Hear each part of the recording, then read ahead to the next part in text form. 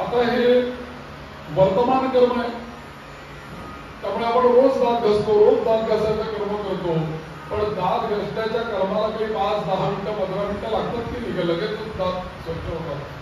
पण आम्ही ते कर्म करायला सुरुवात केल्यापासून ते कर्म संपलं आणि त्या कर्माने लगेच आपल्याला फल दिलं, आपले दात स्वच्छ झाले. ते वर्तमान कर्म आहे की आता वेदमूर्तये नमः. तर आत्ता आपण हे जे कर्म करतोय, हे कर्म आत्ता आपण केलं आणि लगेचच त्याचं आपल्याला फल मिळालं, ते कर्म संपलं. पण काही कर्म जे असतात ती आत्ता केली आणि ती संचितामध्ये जमा झाली आणि कालांतराने आम्हाला त्याचं फल मिळालं. उदाहरणार्थ, आज आम्ही आंब्याचं कलम केलं, नारळाचं झाड लावलं, चिक्कूचं झाड लावलं. झाड लावण्याचं कर्म केलं. आज आम्ही कर्म केल्यानंतर लगेच दुसऱ्या दिवशी त्याला नारळ येणार का, लगेच दुसऱ्या दिवशी आंबे येणार का त्याला? मग आम्ही झाड लावण्याचं कर्म जे काही केलेलं आहे, हे कर्म आम्हाला आंबे मिळतोपर्यंत ते कुठे होतं कर्म? झाड लावण्याचं कर्म तर तेव्हाच झालंय. आणि कित्येक लोक असं म्हणतात, आमच्या आजोबांनी झाडं लावली म्हणून आम्ही फळ करतो. हे कर्म त्यांनी केलंय, फळ आम्हाला मिळतं. राम जन्मभूमीचं राम मंदिर होण्याकरता गेले 500 वर्ष संग्राम झाला. संग्राम करण्याचं कर्म आमच्या पूर्वजांनी केलं. 1 वर्ष नाही, 2 वर्ष नाही, 500 वर्ष केलं. आणि मंदिर बघण्याचं कर्म आणि मंदिराची स्थापना, हा आनंद आम्हाला उपभोगायला मिळाला. कर्म केव्हा सुरू झालंय? 500 वर्षापूर्वी. त्याचं फल केव्हा मिळालंय?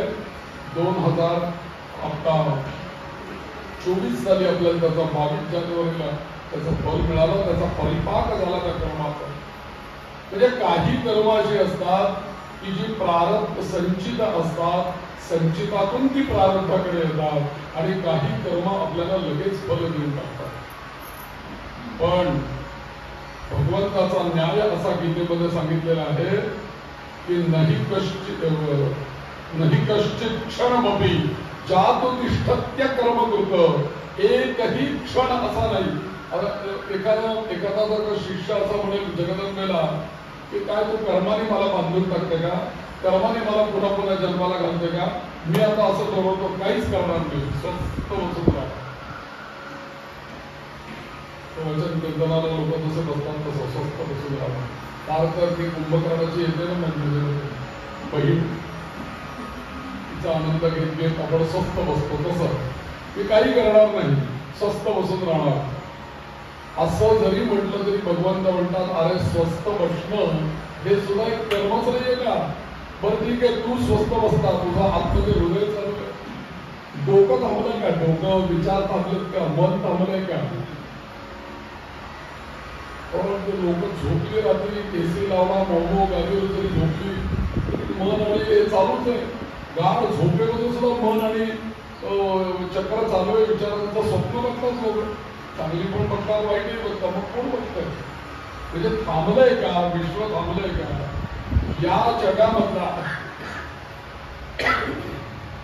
आपल्याला माहितीये की ते एखादं आपल्या घरामध्ये ऊन येतं बघा, असं एखादी खिडकीची पट वगैरे उभी राहिली असेल तर बारीकशी नेमकं पूर्वेला आपलं घर असावं आणि सकाळी किरी येते बघा. नेमकी सकाळी केर काढण्याची वेळ असते, किरी करण्याची वेळ. आपण केर काढून सगळं घर स्वच्छ केलेलं असतं, पण नंतर ती क्लिप आहे ना, त्याच्याकडे जर का आपण बघितलं ना, करोडो अब्जावरती बारीक बारीक कण त्या केरीमध्ये आपल्याला दिसतात. ते कुठे स्वच्छ होतं? ते आहेच ते. तुम्ही कर्म केलंय केर काढण्याचं, ते तिथेच आहे. पण ते सगळे जे काही कण आहेत त्या किरीमध्ये जे दिसतात ते स्थिर आहेत. तो एकही कण करता स्थिर नाहीये. याचा अर्थ सगळे हे जण जे काही आहेत ते त्या जगदंबेच्या शक्तीमुळे एकही कण या ब्रह्मांडाचा स्थिर नाहीये. तो सतत कर्मामध्ये आहे, सतत कर्मामध्ये, सतत कर्माने तो बांधलेला आहे. आज कर्म करतोय, उद्या त्याची फलं मिळत आहेत. काही कर्मांची चांगली फलं मिळतात, काही कर्मांची वाईट फलं मिळतात. पण म्हणून काय सारखं कर्म कर्म कर्म करतच राहायचं असं थोडी आहे. पण माणसाने कर्म करत असताना व्यास महर्षी आणि भगवद्गीतेमध्ये समान सांगितलेलं आहे, तेच तत्वज्ञान इथे आलेलं आहे. महर्षी व्यास म्हणतात की बघा म्हणे कुठेतरी पुण्यपद कर्म केलेलं आहे, कुठेतरी इंद्राला सुद्धा काय म्हणतात शतक्रतू असं इंद्राचं नाव आहे. शत म्हणजे काय 100, क्रतू म्हणजे काय क्रतू म्हणजे यज्ञ. शत म्हणजे 100, क्रतू म्हणजे यज्ञ. ज्याने 100 यज्ञ करण्याचं कर्म केलं त्या कर्माचं फल काय आहे त्याला इंद्रपद मिळालं. ज्या विश्वामित्र महर्षींनी या देवी भागवताशी ज्याचा संबंध येतो, ज्या विश्वामित्रांनी महर्षी विश्वामित्रांनी 60,000 वर्ष कर्म केलं त्याचा परिपाक काय झाला, गायत्री मंत्र प्राप्त झाला. या जगामध्ये एकही गोष्ट अशी नाही की आम्ही काहीच केलं नाही आणि आम्हाला मिळालं असेल हरिकर देव खाटल्यावर, असं नाहीये. भगवंत सुद्धा म्हणतात की बघ म्हणे मी तुझ्या बरोबर आहे पण कर्म तुलाच करावं लागेल. तो माझ्या बरोबर आहे म्हणून काय माझ्या घरातला खोलीतला तेल मी त्याने काढायचंय का, मग मी गाडी वापरतो मग त्याने धुवायची का ती गाडी. तर भगवंत म्हणतो की मी तुझ्या बरोबर आहे. जगदंबा म्हणते की बघ तुला गाडी चालवायची आहे, तेल काढायचं आहे, स्वयंपाक करायचा आहे, जे ऑफिस मध्ये जायचंय, काम करायचंय, हे सगळं जे काम करण्याकरता तुला जी शक्ती लागते, जी एनर्जी लागते, ती एनर्जी म्हणजे मी आहे. आणि ती एनर्जी तुला नुसतं जसं एखाद्या या इलेक्ट्रिक मधल्या जशा 2 वायरी येतात ना, पॉझिटिव्ह निगेटिव्ह 2 वायरी येतात, ऋण धन, त्याशिवाय बल्ब लागतो का, सिंगल वायर आली तो बल्ब नाही लागणार, 2 वायरी येतात आणि अजून एक वायर असते आर्थिंगची, तिसरी पण वायर द्यावी लागते. नाही तर मग शॉक बसेल ना कधी, आणि चुकून जर का शॉर्ट सर्किट झाला तर आपल्याला शॉक बसेल, म्हणून तिसरी पण वायर दिलेली असते. तसं जगदंबेनी तुमच्या आमच्या जीवनामध्ये 3 शक्ती महत्वाच्या ठेवल्या आणि 3 शक्ती म्हणजे या दशा 3 वायरी वीज आणि शक्ती घेऊन येतात. अशी ब्रह्मांडातनं आदिशक्ती, शांभवी, भुवनेश्वरी ही जी आदिशक्ती आहे ती आदिशक्ती तुमच्या आमच्या करता सत्वाची शक्ती, रजगुणाची शक्ती, तमोगुणाची शक्ती, या 3ही शक्त्या 3 वायरींमध्ये घेऊन येते असं समजा आणि तुमचा आमचा देह चालवते, तुमचं आमचं जीवन चालवते. तर म्हणून व्यास महर्षी का सांगतात की हे बघ म्हणे, त्यामुळे तुला असं वाटेल कधीतरी विपरीत इंद्र असं का करतो, विष्णू असं का करतात, तर विरूपाक्षाला का मारलं, अशा घटना का घडतात जीवनामध्ये. आणि कधी कधी आत्ताच्या सुद्धा काळामध्ये, त्यावेळेसचा जाऊ दे, पुराणातला जाऊ दे, आत्ता सुद्धा आपण जीवन आपल्या आयुष्याचा विचार आपण करा की लहानपणापासून आतापर्यंत कितीतरी अघटित घटना आपण बघितलेल्या, आपण त्याची कल्पनाच करू शकत नाही अशी घटना घडते. मनुष्य त्याचा विचारच करू शकत नाही अशी घटना आपण अनुभवलेली असते. आपल्या जीवनामध्ये कधीतरी अशा घटना घडलेल्या असतात की आपण त्याचा विचारच करू शकत नाही, असं कसं घडलं. आणि तिच्यापुढे एकच प्रश्नचिन्ह आपला येतो, असं का, असं कसं. याला एकमेव उत्तर आहे. व्यास महर्षी म्हणतात की स्वकर्म सूत्रे गर्जितो ही लोकांना, तूच तुझ्या कर्माने बांधलेला आहे आणि हे सगळं तुझ्या स्वाधीन नाहीये, हे सगळं स्वाधीन आहे तिच्या स्वाधीन, जगदंबेच्या स्वाधीन आहे. तिच्या जर का मनात आलं ना तर विरूपाक्षाचं आयुष्य संपलेलं आहे, वृत्रासुराचं आयुष्य संपलेलं आहे. ती निमित्त काही करेल आणि त्याचा देह संपून टाकेल, त्याचा हे बंद. जिथपर्यंत महिषासूर या पृथ्वीवरती आला काही लगेच मारलाय का देवीने, त्याने आधी जन्माला आला, त्याच्यानंतर तपश्चर्या केली, ब्रह्मदेवाला प्रसन्न केलं, त्याच्यानंतर त्यांनी देवांवर स्वारी केली, स्वर्ग गिळंकृत केला, पाताळ गिळंकृत केलं, पृथ्वी, याला काही वेळ लागला असेल ना. पटापट काय जादू आहे का, बटन दाबलं की मोबाईल मधलं सुद्धा एखादं फंक्शन बटन दाबलं तर ऑन होते इतक्या लवकर, ते सुद्धा आपल्याला सापड वेळ लागतो ओपन व्हायला. इतक्या लवकर काय महिषासूर काय सगळ्या याच्यावरती राज्य हे करणार का, तसं नसतं. त्याला काहीतरी वेळ लागलाय ना त्या महिषासुराला इथे राज्य प्रस्थापित करायला. अपराध आणि त्याचं कार्य जगदंबेला काय कळत नव्हतं का तो असं करतोय म्हणून आधीच बघत होती.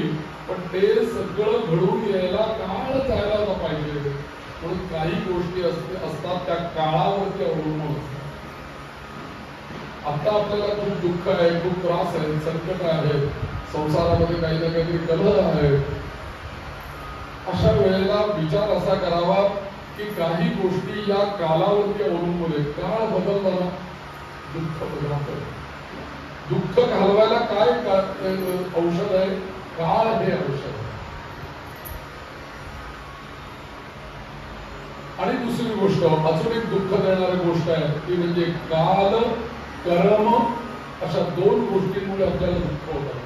म्हणून कालगत कर्म जे काही आहेत ते आपल्याला दुःख देतात ना त्याला उत्तर हेच आहे. काळ गेला की ते कर्म संपलं, आपल्याला सुख प्राप्त होईल. कर्मगत जी दुःख आहेत ना त्याला उत्तर असं आहे की कर्म तुम्ही जे चुकीचं करताय ना ते चुकीचं कर्म थांबवलं. उदाहरणार्थ आता आयुर्वेदिक डॉक्टर सांगतात की दूध आणि मीठ हे शत्रू आहेत, हे बरोबर खायचं नाहीये. किंवा मूग आणि दूध हे शत्रू आहे. हे सहजांना नाहीये. मुगाची डाळ आणि दूध हे एकत्र खायचं नाही बरं, आयुर्वेदाच्या दृष्टीने एकत्र खाऊ नये असं म्हणतात. पण आम्ही ते खाण्याचं कर्म केलं. आम्ही ते खाण्याचं कर्म केलं. आम्ही ते दूध आणि मीठ एकत्र खाण्याचा प्रयत्न केला. मिठाचा पदार्थ त्याच्यात दूध गलत लागतो. परिणाम आपल्या शरीरावर त्याचा होणार आहे काय तर तो चांगला नाहीच होणार, ते विषययुक्तच होणार आहे. म्हणून ते सुद्धा कर्म म्हणजे प्रत्येक कर्म हे चांगलं करायचं काम. आणि आता इथे जगदंबा काय काम करते लक्षात घ्या की मला कर्म करायचं आहे परंतु ते कर्म करत असताना या कर्माचा विचार करून जे कर्म आपण करतो ती विचार आणि आत्ता हे कर्म करणं योग्य का अयोग्य, करणं हे चांगलं का वाईट हे करणारे आणि ही ठरवणारी कोण आहे तर ती जगदंबा आहे.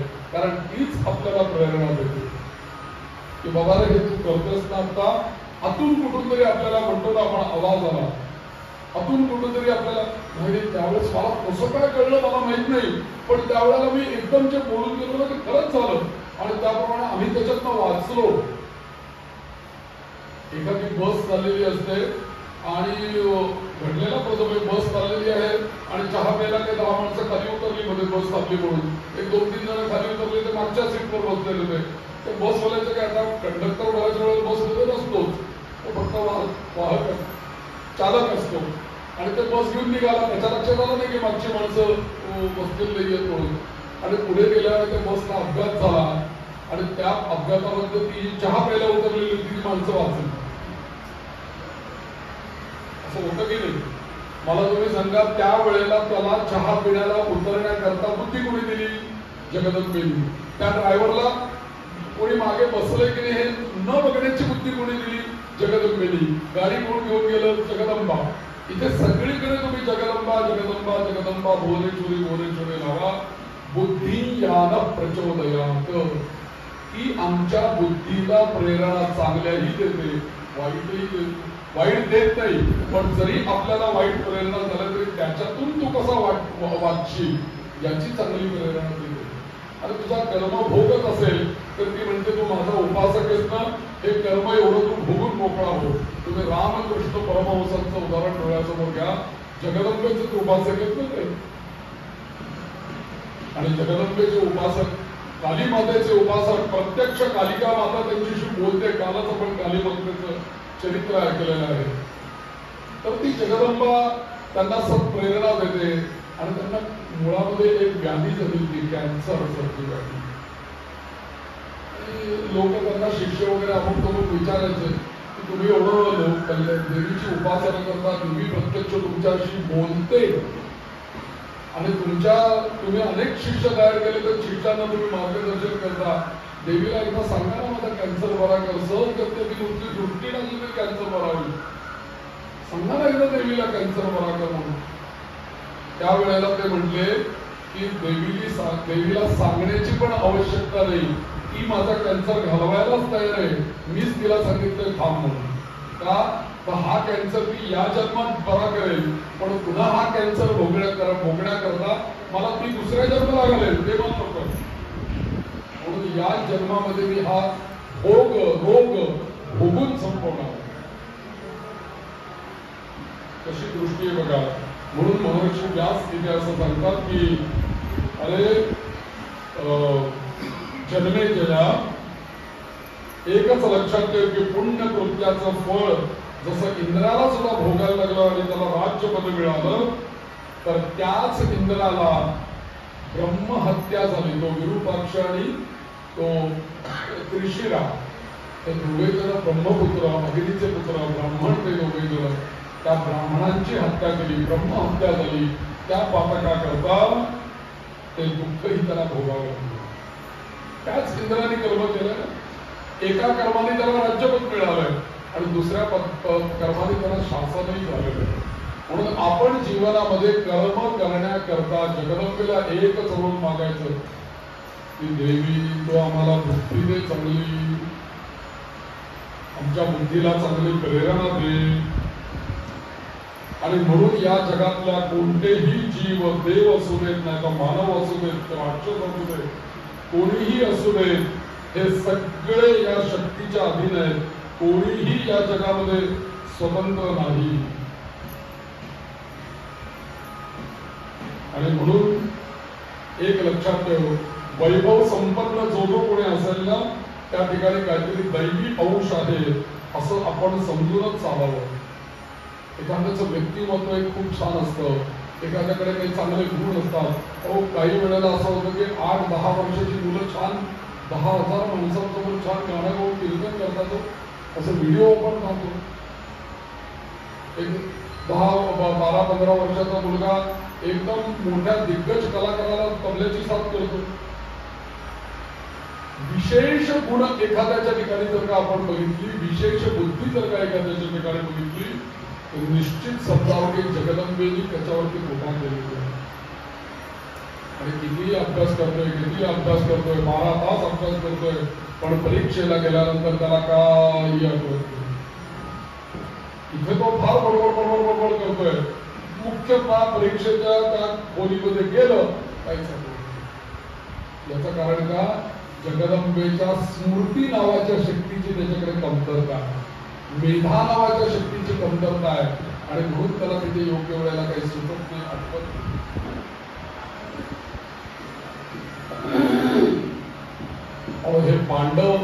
हे पांडव तर अक्षरशः देवांचे अंश आहेत. आपण बघितलं त्यांचा जन्म कसा झालेला, देवांपासून जन्म झालेला आहे पांडवांचा. तरी सुद्धा नारायण स्वरूप वासुदेव त्यांच्या बरोबर आहे, तरी सुद्धा त्यांना दुःख हे भोगावंच लागलं. ते त्याला चुकले का? पण एक लक्षात ठेवा, पांडव जरी त्यांच्या कर्माने त्यांना दुःख जरी भोगावं लागलं असलं, तरी त्यांनी भगवंताची शेवटपर्यंत साथ सोडली.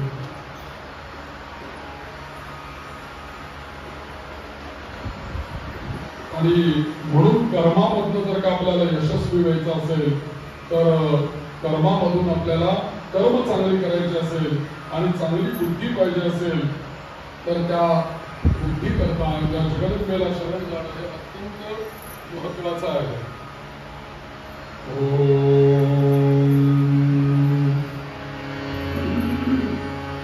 एक 2 मिनिटं नामस्मरण करूया, पुढे जाऊया. जय दुर्गा देवी, जय दुर्गा, जय दुर्गा देवी, जय दुर्गा, जय दुर्गा देवी, जय दुर्गा, जय दुर्गा देवी, जय दुर्गा, जय दुर्गा देवी, जय दुर्गा.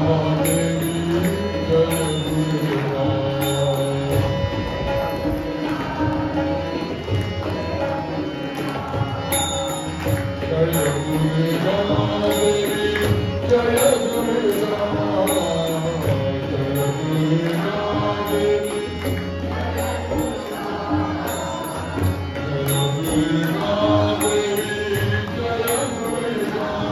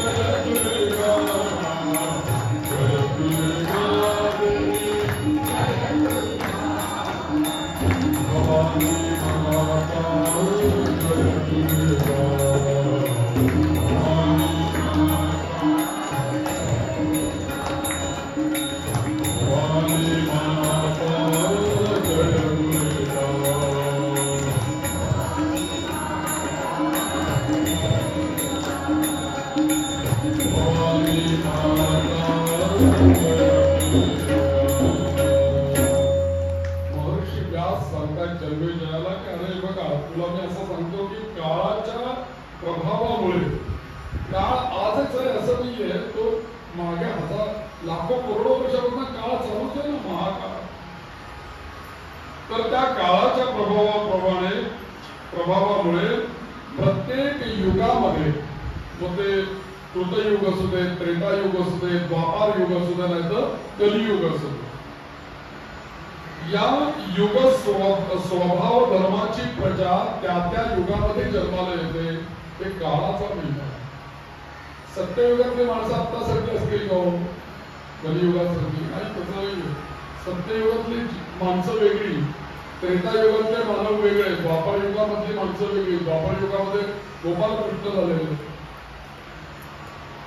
आणि कलियुगातली माणसं वेगळी. आणि म्हणून एक लक्षात ठेव की एकच मी तुम्हाला सांगतो की ही जी प्रजा आहे ही प्रजा अशी निर्माणच होत राहते. तुम्ही म्हणाल की मग काय, प्रत्येक ठिकाणी मी जसं सांगितलं की जिथे अंधार आहे तिथे प्रकाश आहे, जिथे प्रकाश आहे तिथे अंधार आहे. म्हणून जिथे चांगली माणसं आहेत तिथे वाईटही माणसं आहेत.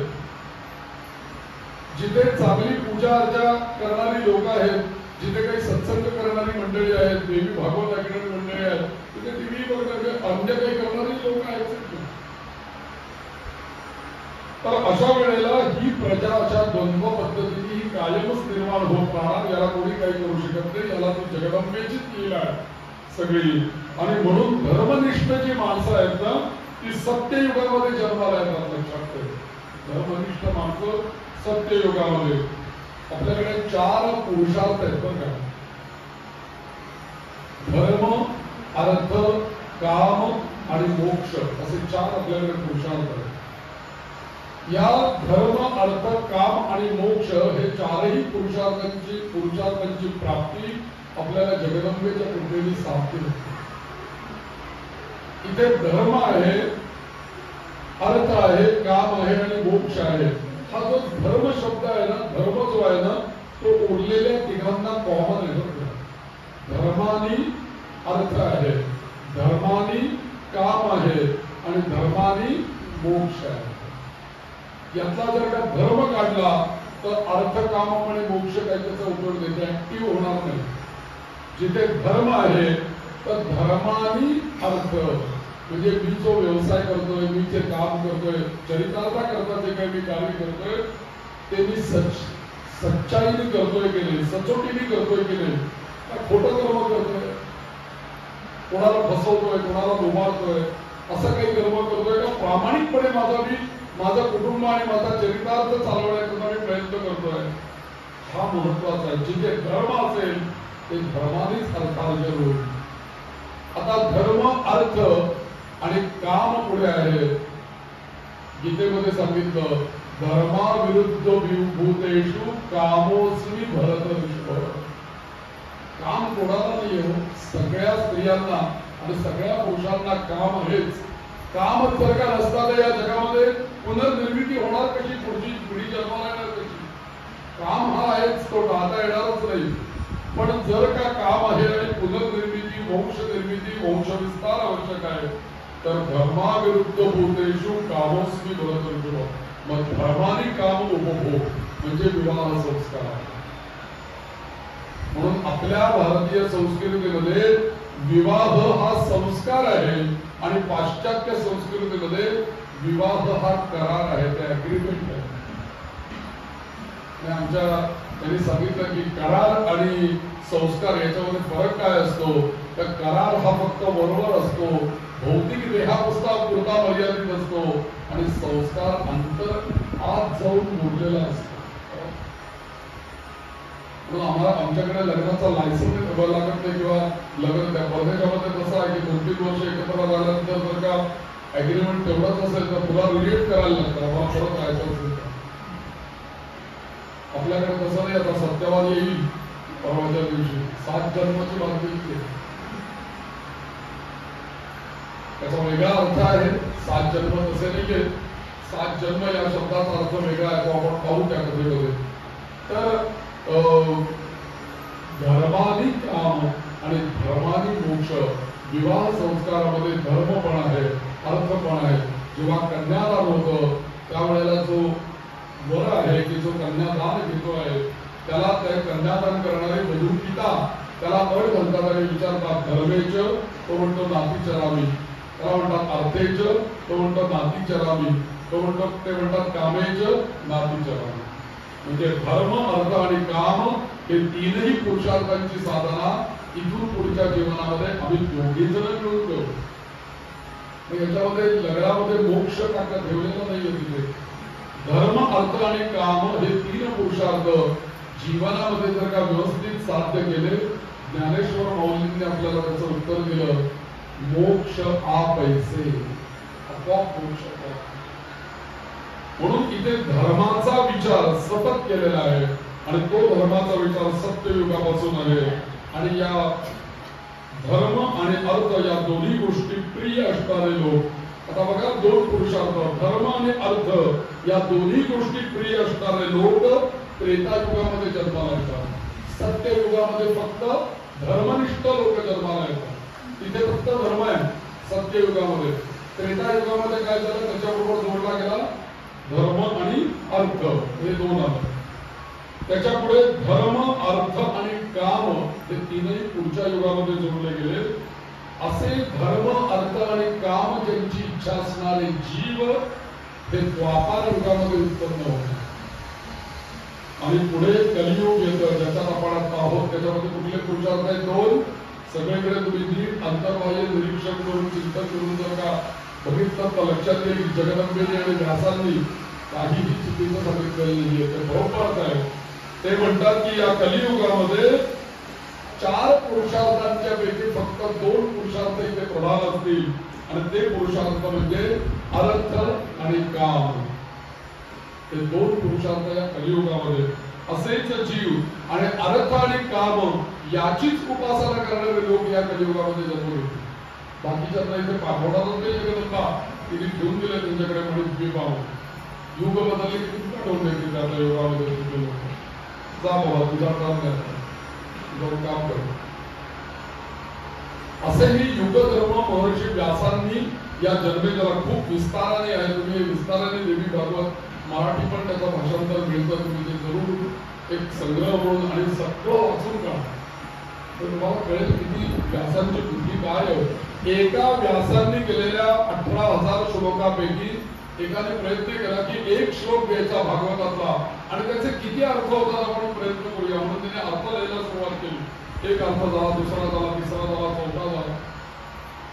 असं करता करता त्याला असं लक्षात आलं की एका श्लोकाचे 108 अर्थ होता तो. आणि तो म्हटला 108 झाल्यानंतर मी थांबलो अर्थातून निघतच पाहिजे. एक श्लोक 18,000 श्लोकापैकी एका श्लोकाचे 108 अर्थ. मी सांगत नाही 108 अर्थाचं पुस्तक त्यांनी प्रसिद्ध केलं. एका श्लोकाच्या 108 अर्थांचं पुस्तक पूर्वी मिळत होतं त्या पवळण चौकामध्ये. इतकं जर का महान महर्षी व्यासांनी जर का कार्य करून ठेवलं ते काय केवळ गणपती बाप्पा लिहिणार आहे कसा सांगत त्याला काही पण लिहून काढायचो असं म्हणून ते थोडंसं. कारण कोणी लिहिलंय हे सगळं. लिहिणारे बाप्पा आहेत तिथे बसलेले मंगल मूर्ती आहे आणि सांगणारे महर्षी व्यास आहेत आणि 18 पूर्ण दिली गेलेली आहे. तुमचं आमचं भाग्य एवढं श्रेष्ठ आहे की आपण अशा गणपती मंदिरामध्ये बसलेलो आहोत की ज्याने प्रत्यक्ष महर्षी व्यासांकडनं गणेश पुराण सगळीच पुराण ऐकत प्रत्यक्ष लिखाणाचं काम केलं. अशा मंगल मूर्तीच्या पुराणामध्ये तर महर्षी व्यास सांगतात की बघ युगधर्म असा आहे. सत्य युगामध्ये जे कोणी ब्राह्मण होते ते सगळे वेदविद्या पारंगत होते आणि ते सगळे देवीचे उपासक होते आणि या पराशक्तीच्या उपासनेमध्ये ते असल्यामुळे गायत्री आणि ओंकाराची ती उपासना करत होते. लक्षात घ्या, गायत्री आणि ओंकार. परवाच्या दिवशी ओंकार येऊन गेला तर त्याचाच ते जप करेल. त्याच्यानंतरच्या युगामध्ये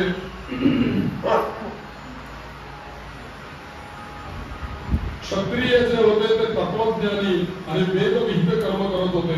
वैश्य लोक व्यापार आणि शेती आणि सगळ्या गोष्टी करत होते आणि सर्वांची सेवा ती चौथा वर्ण करत होता. आणि त्रेता युगामध्ये मात्र धर्माचा अभाव झाला. द्वापर युगामध्ये तसंच आणखीन तो अभाव झाला. असं करता करता या सगळ्या युगांचा धर्म त्यांनी सांगितला. आणि मग महर्षी व्यास या जन्मेचे प्रश्न विचारतो की हे तुम्ही सगळे युगधर्म सांगताय पण आम्ही कलियुगामध्ये जन्माला आलोय ना. कलियुगामध्ये जन्माला जर का आम्ही आलेलो आहोत तर या कलियुगामध्ये जन्माला आल्यानंतर आम्हाला जर का शुद्ध व्हायचं असेल, या पापापासून मुक्त व्हायचं असेल, या पापांपासून आम्हाला मुक्ती मिळवायची असेल तर आम्ही काय केलं पाहिजे या कलियुगामध्ये? फार महत्वाचा प्रश्न आहे बरं, फार महत्वाचा प्रश्न. आम्ही कलियुगामध्ये आता आहोत आणि आम्हाला पापांपासून मुक्त व्हायचं तर काय करता येईल? काय विचारायचं आहे का?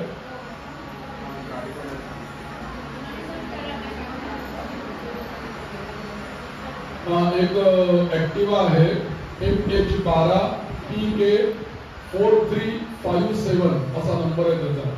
MH12 PK 4357 असा नंबर आहे. कोणाचे जर का असल्यास ती कृपया बाजूला काढतो. 4357 ऍक्टिव्हा गाडी.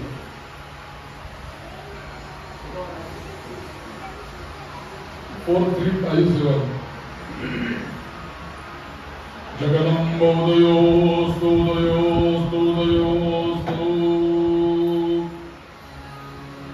तर या पापांपासून जर का मुक्ती मिळवायची असेल तर त्याच्यासाठी मी तुला उपाय सांगतो. तो उपाय कर. फार महत्वाचा उपाय सांगितला बघा, सावधा. तो उपाय म्हणजे एकच.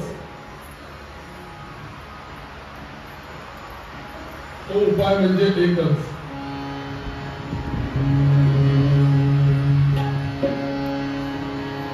तो उपाय म्हणजे एकच. निरंजनी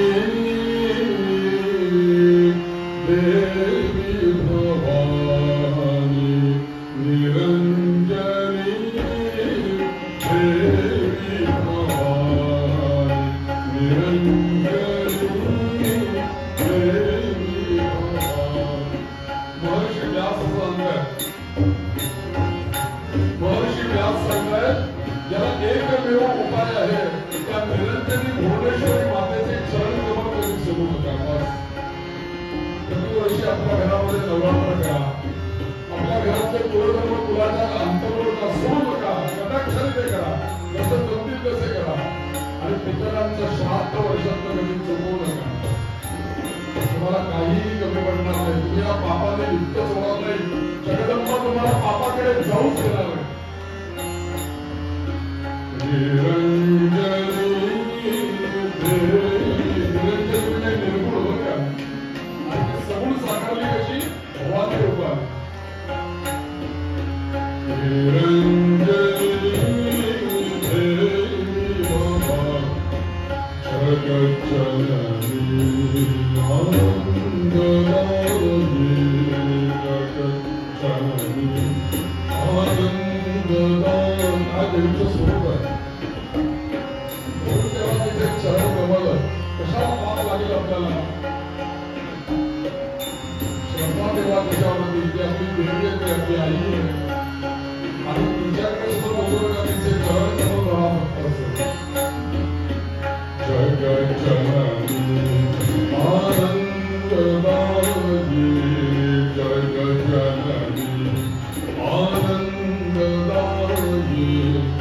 दुर्गा लक्ष्मी सरस्वती, दुर्गा लक्ष्मी सरस्वती, दुर्गा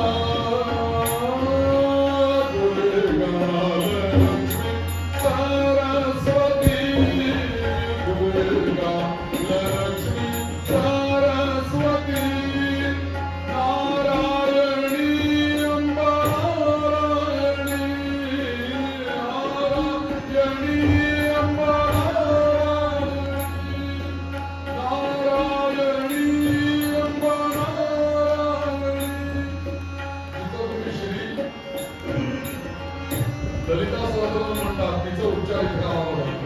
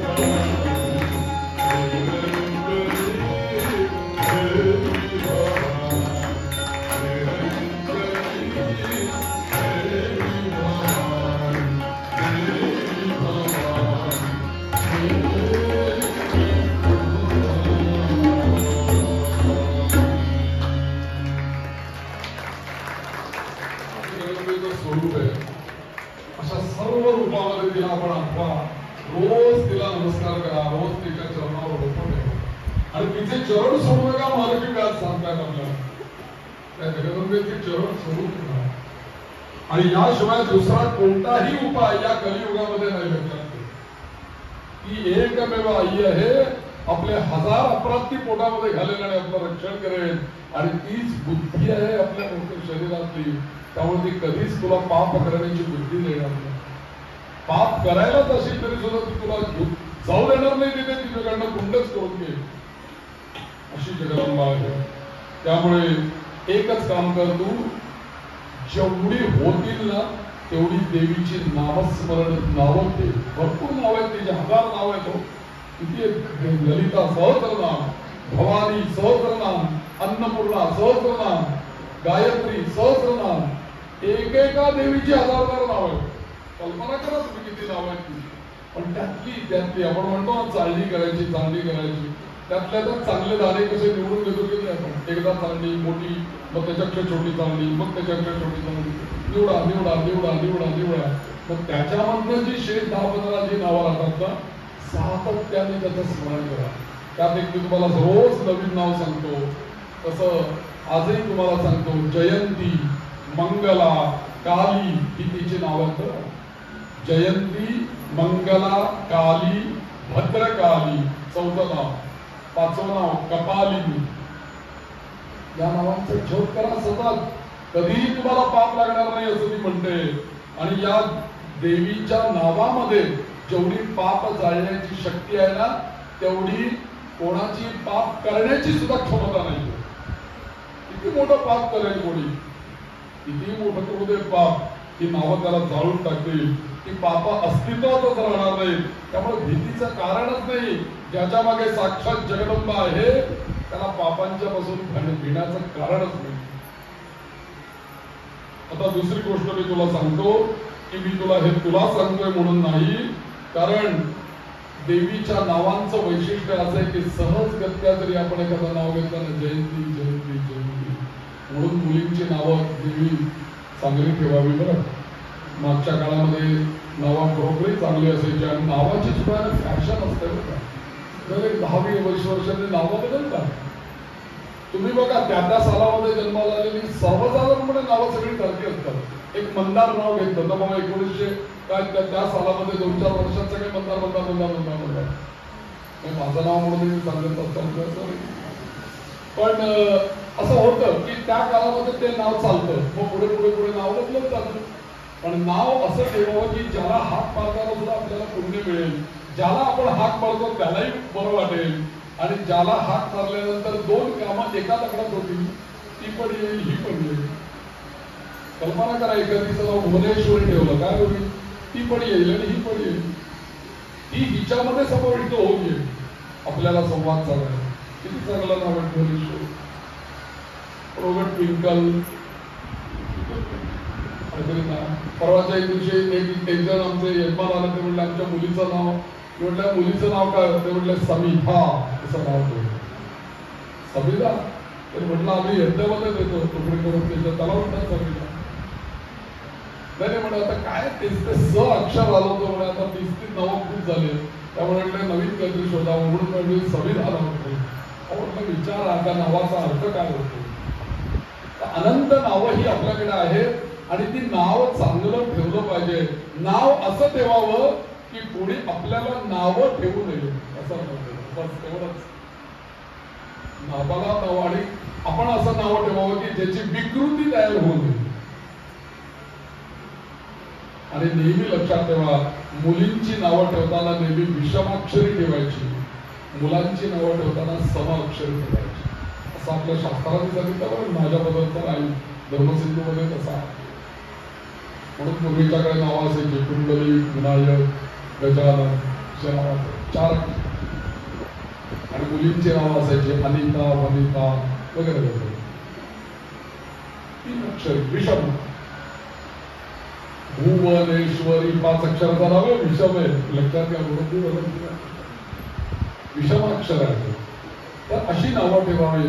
आणि काय असतं, असं नाव ठेवावं. नामकरण आपल्याकडे संस्कार आहे. आज जर का तुम्ही नाव ठेवलं ना, तर ते ज्याला आपण आता नाव ठेवलेलं आहे ते नाव, ती व्यक्ती 100 वर्षाची जरी झाली तरी ते नाव त्याला शोभून दिसलं पाहिजे. एखादी छोटी मुलगी आहे आणि तिला आपण ट्विंकल ट्विंकल म्हणताय, 2-4 वर्ष ठीक आहे, हो पुढे लग्नाची झाली पण ट्विंकलचं लग्न ठीक आहे. आता तिला पोरं झाली तर ती काय म्हणणार, ट्विंकल आई.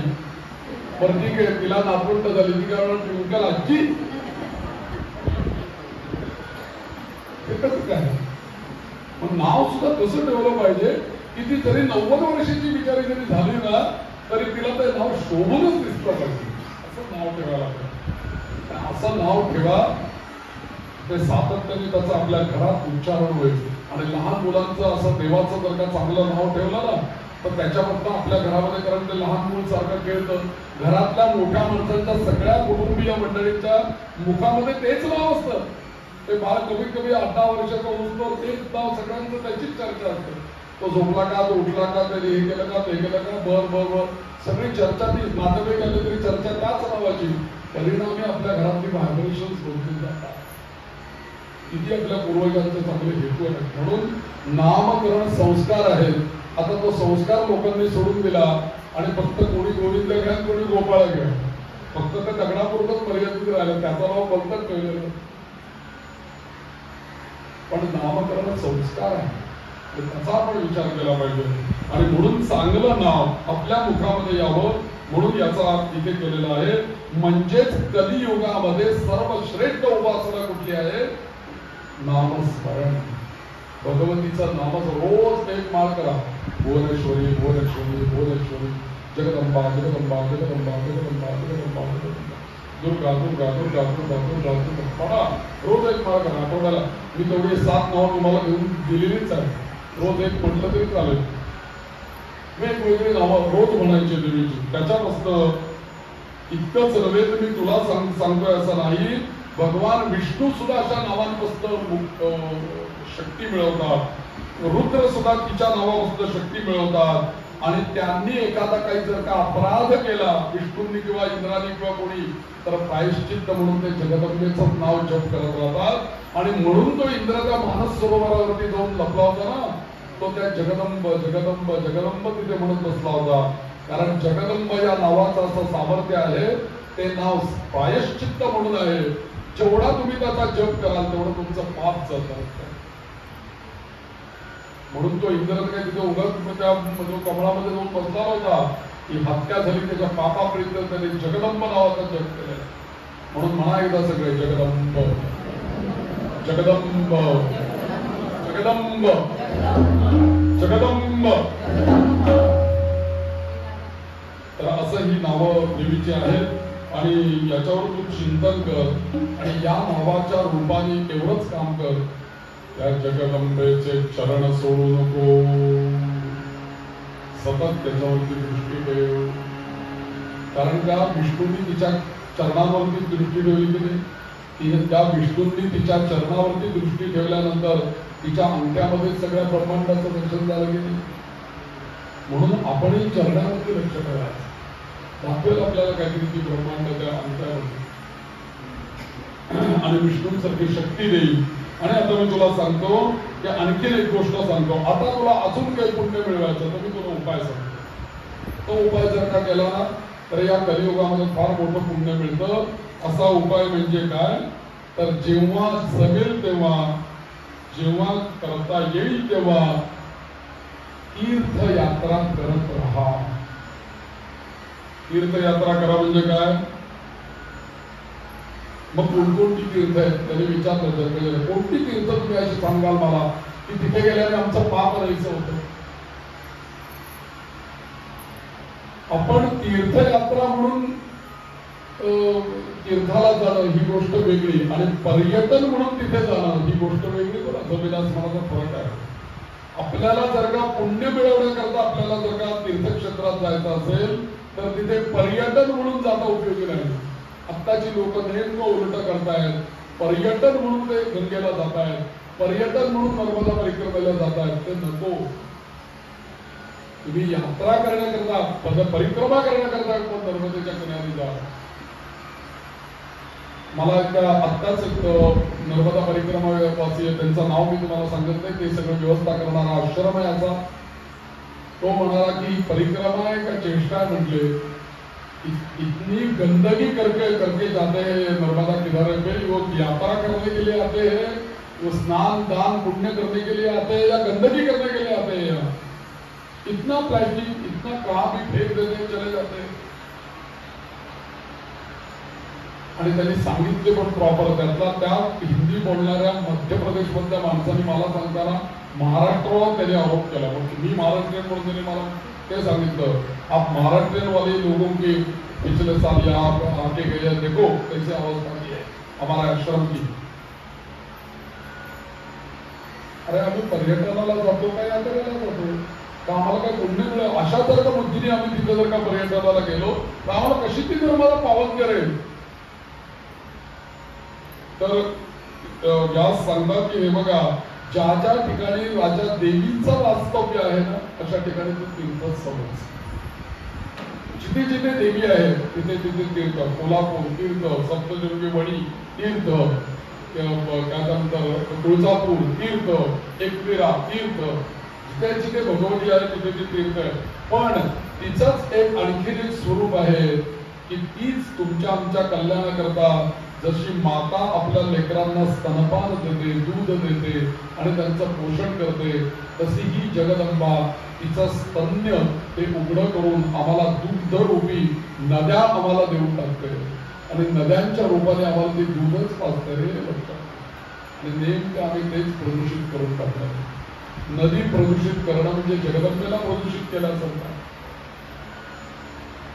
अरे ती गंगा, अरे ती यमुना, अरे ती सरस्वती, अरे ती गंडकी, गोमती, तमसा, कावेरी, चंद्रभागा या सगळ्या नद्यामध्ये दुसऱ्या तिसऱ्या कोणी नसून ती जगदंबाच आहे आणि ती साक्षात दुग्ध रूपाने ती आपल्याकरता घेऊन.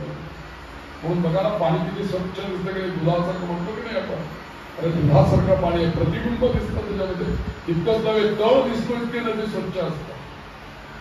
पुढे पुढे येऊन आल्यानंतर ती आपण आपलं कर्तृत्व त्याच्यामध्ये हे होतं ना म्हणून करा म्हणतो.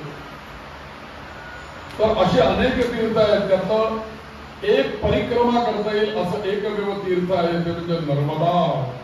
ओ सबिंदु सिंधु सुस्कलत्तरंग वंगरंगितं सुस्कलत्तरंग वंगरंगितं सुभापजातजात वारि संयुतं कृतान्तमोत कालमोत इतिहारि नर्मदे प्रियपाद पंकजं नमामि देवी नर्मदे प्रियपाद पंकजं नमामि देवी नर्मदे नमामि देवी नर्मदे नमामि देवी नर्मदे नमामि देवी नर्मदे नमामि देवी महागभीर नीलपूर पापदूतभूतम सहस्रपादकारी कालिकापदाचल जगल्लये महाभये दुरन्तरूपमर्गणे प्रियपाद पंकजं नमामि देवी नर्मदे प्रियपाद पंकजं नमामि देवी नमामि देवी नर्मदे नमामि देवी नर्मदे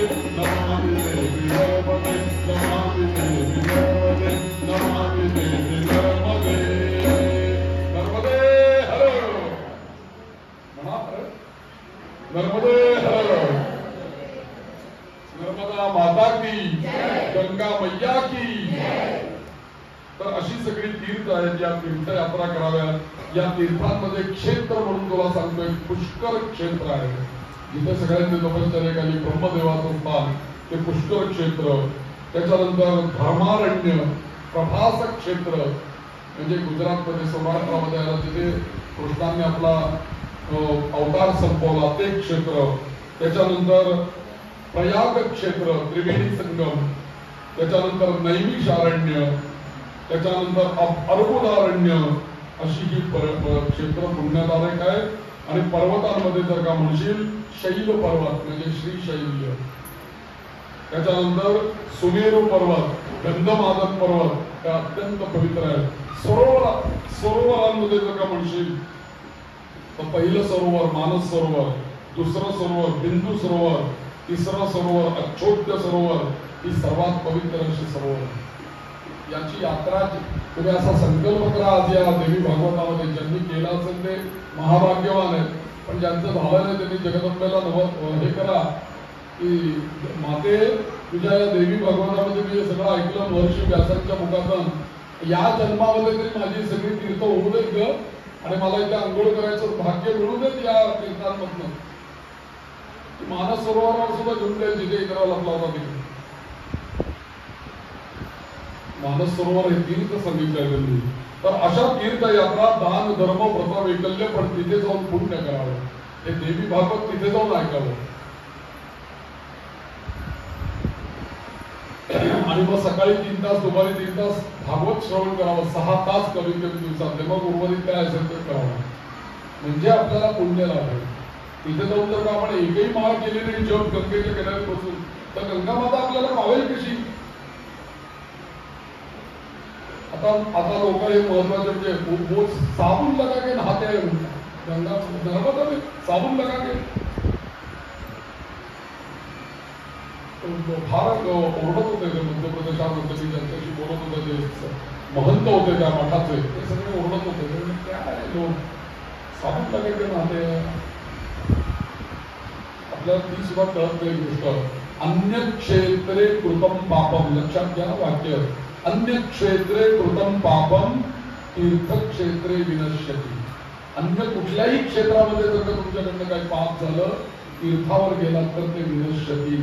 तिथे जाऊन काही साधन जपजप जर का काही केलं तर तुमची सगळी पाप तिथे नष्ट होतील. पण तीर्थक्षेत्रे कृतम पापम इथे जर का तुम्ही पाप केलं तीर्थक्षेत्रावर गंगेच्या किनारी नर्मदेच्या किनारी या नद्यांच्या किनारी किंवा तीर्थक्षेत्रावर पाप केलं वज्रलेपो भविष्यति. तुम्हाला कुठूनही त्याच्यातून सुट्टी नाही. जगदंबा सोडू नाही शकतात. म्हणून या तीर्थांचं महत्व सांगितलं. म्हणून गंगा स्नान करायचं. भागीरथी जय गंगे भागीरथी गंगे भागीरथी जय गंगे भागीरथी हर गंगे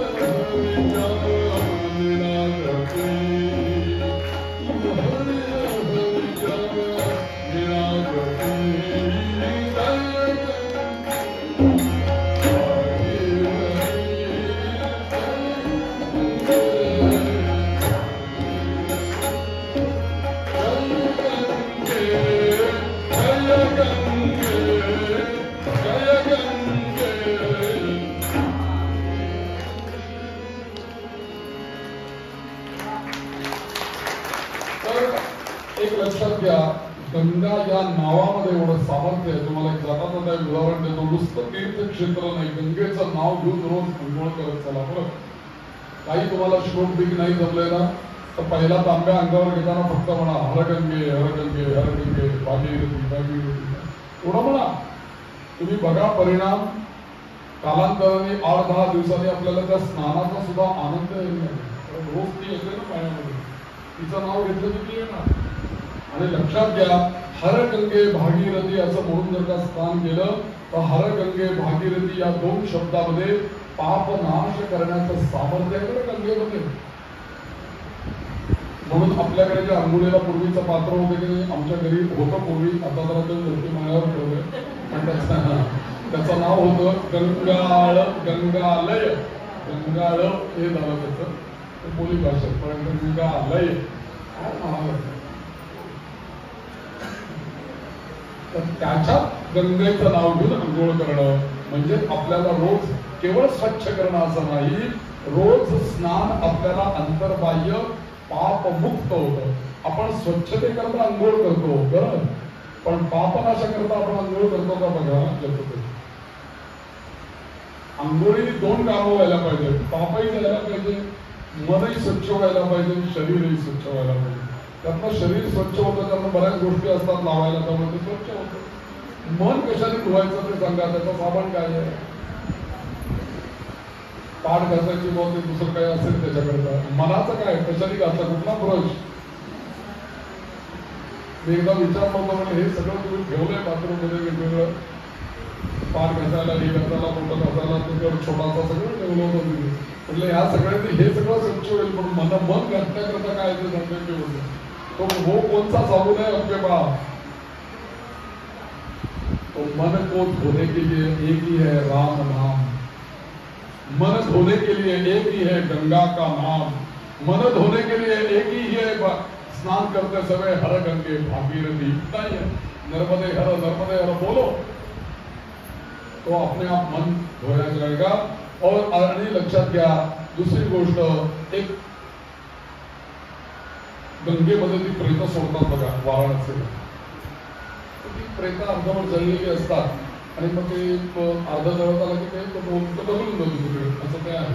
ते ससाणे तिथे पूर्वी, आता नाही तिथे पुढे, असं पूर्वीच्या काळीचं ते काही वृत्तांत सांगितलं की काही असे पक्षी आकाशात नाही यायचे आणि ते अर्धवट जळलेली प्रेत त्या गंगेच्या किनारे असायचे, त्याचं काही लचके तोडायचे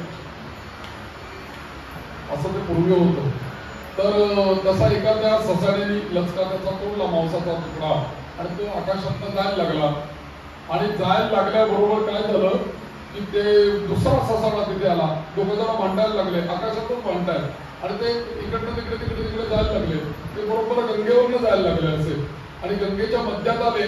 त्यांच्या भांडणामध्ये काय झालं की तो मांसाचा जो तुकडा होता तो एकदम सटकला तर पटकन त्या गंगेच्या पाण्यामध्येच पडला. ज्याचा तो तुकडा गंगेच्या पाण्यामध्ये पडला ना, यमाकडे गेल्यानंतर तिथे तो चित्रगुप्त विचारतो की तुम्ही डायरेक्ट यांना स्वर्गामध्ये घेतले, काय प्रकारे ही केस कुठली आहे, नरकाचा द्वारच त्याला दिसत नाही, असं कसं काय झालं. तो म्हटलं ही स्पेशल केस आहे, म्हटला ससाण्यांनी त्यांना इथपर्यंत आणलंय, कारण तो तुकडा गंगेमध्ये पडल्यानंतर गंगे मातेचा आदेश आहे, ज्याच्या अस्थी गंगेमध्ये गेल्या त्याला जिथपर्यंत त्या अस्थी गंगेमध्ये आहेत तिथपर्यंत त्याला स्वर्गवास द्यायचा, हे कबुली आहे म्हणले म्हणून त्याला स्वर्गवास दिला गेला. लक्षात घ्या, गंगेचं नाव आपल्याला किती महत्वाचं आहे. म्हणून हरगंगे हरगंगे भागीरथी.